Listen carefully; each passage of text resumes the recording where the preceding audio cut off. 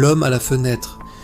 Le récit que vous allez entendre est inspiré d'un témoignage réel, une histoire troublante, parce que rien, absolument rien ne laissait penser que ce père de famille allait vivre l'une des nuits les plus terrifiantes de sa vie.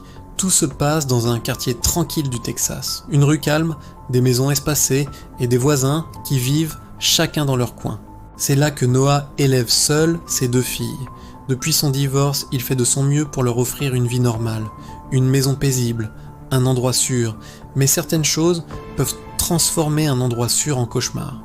Et parfois, tout commence par quelque chose de presque banal, un enfant qui se réveille en pleine nuit. Cette nuit-là, Noah dormait profondément, jusqu'à ce qu'un bruit le réveille, des pleurs tremblants venant de la chambre de sa fille Jessica, 4 ans. Il se leva en soupirant, ce n'était pas la première fois. Les cauchemars faisaient partie du quotidien avec un enfant de cet âge. Mais quand il entra dans la chambre, quelque chose lui sembla différent. Jessica était assise dans son lit, les yeux grands ouverts, tremblante.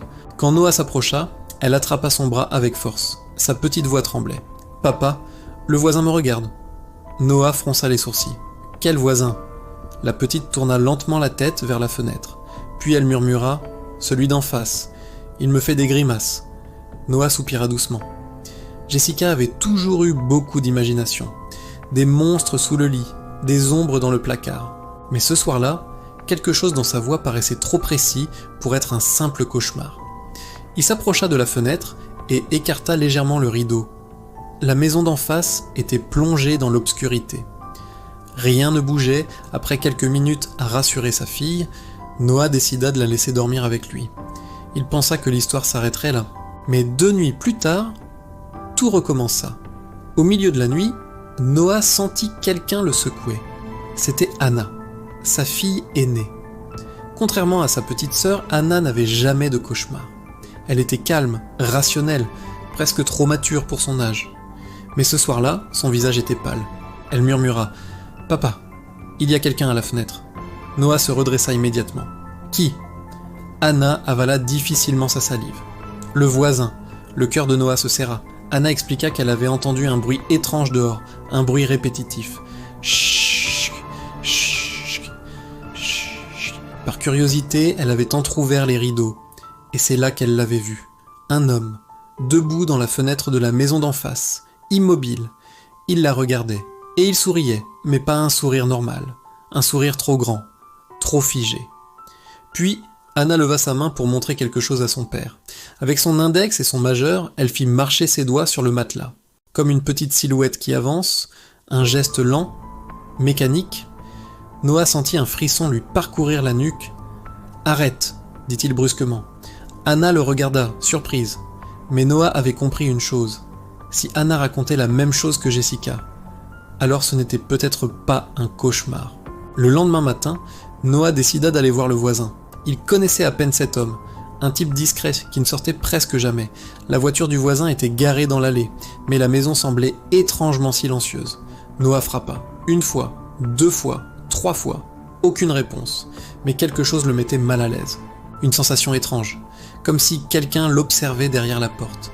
Instinctivement, il leva les yeux vers la fenêtre du 2e étage. Les rideaux étaient très tirés, immobiles, puis soudain, une ombre passa derrière le tissu. Quelqu'un était là. Noah le savait. « Je sais que vous êtes là », murmura-t-il. Mais personne ne répondit. Alors qu'il se retournait pour partir, il regarda une dernière fois la fenêtre. Et pendant une fraction de seconde, il crut voir quelque chose entre les rideaux. Un sourire énorme, blanc, dans l'obscurité. Noah sentit un frisson glacé lui traverser le dos. Cette nuit-là, Noah prit une décision. Il n'allait pas dormir. Il installa ses filles dans sa chambre. Et lui s'assit dans la chambre des enfants, juste en face de la fenêtre. Une lampe torche dans une main, son téléphone dans l'autre. Les heures passèrent. Minuit. Rien. Puis soudain, le bruit. Chut, chut. Noah se figea. Le bruit venait de l'extérieur. Puis un sifflement. Lent. Grave. Il se leva doucement et écarta les rideaux. La lumière de la maison d'en face était allumée. Et là, il le vit. L'homme se tenait à la fenêtre, immobile. Son visage était éclairé par une lumière jaune. Et ce sourire était encore pire que ce qu'avaient décrit ses filles. Ses lèvres étaient étirées. Trop, beaucoup trop. Puis ses doigts commencèrent à bouger, index et majeur, marchant lentement dans l'air, comme une petite silhouette, exactement comme Anna l'avait montré. Le sang de Noah se glaça, puis l'homme s'arrêta. Lentement, il tourna la tête et regarda Noah, le sourire disparut. Son visage devint soudain rempli de colère. Il frappa violemment la vitre et tira les rideaux. La fenêtre replongea dans l'obscurité. Noah resta figé, le cœur battant.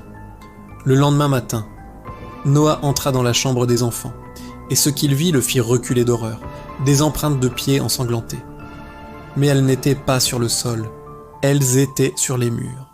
Comme si quelqu'un avait marché horizontalement. Les traces faisaient le tour complet de la pièce, à hauteur d'homme, puis elles s'arrêtaient brusquement devant la porte. Toutes les fenêtres étaient verrouillées, personne n'était entré, et pourtant, les empreintes étaient bien là. Noah appela la police. 21 minutes plus tard, 2 agents arrivèrent. Ils frappèrent chez le voisin. Aucune réponse. Alors ils forcèrent dans la porte, quelques minutes passèrent, puis les policiers ressortirent. Leur visage était grave. Noah descendit les rejoindre. Un des policiers le regarda et dit simplement « Votre voisin est mort ». Noah resta immobile, depuis au moins 1 semaine. Le sang quitta son visage. Alors, qui était à la fenêtre ? Le policier ajouta une dernière chose, une chose qui hante encore Noah aujourd'hui. Quand ils ont trouvé le corps, il manquait quelque chose, les pieds. Alors la prochaine fois que votre enfant vous dira qu'il voit quelqu'un à la fenêtre, ne lui dites pas que ce n'est qu'un cauchemar. Allez vérifier, parce que parfois, les monstres ne sont pas sous le lit, ils sont juste de l'autre côté de la rue.